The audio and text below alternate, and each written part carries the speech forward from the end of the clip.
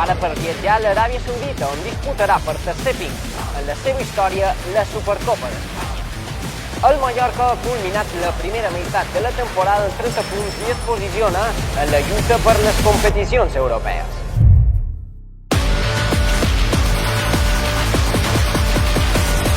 Chicos, al avión.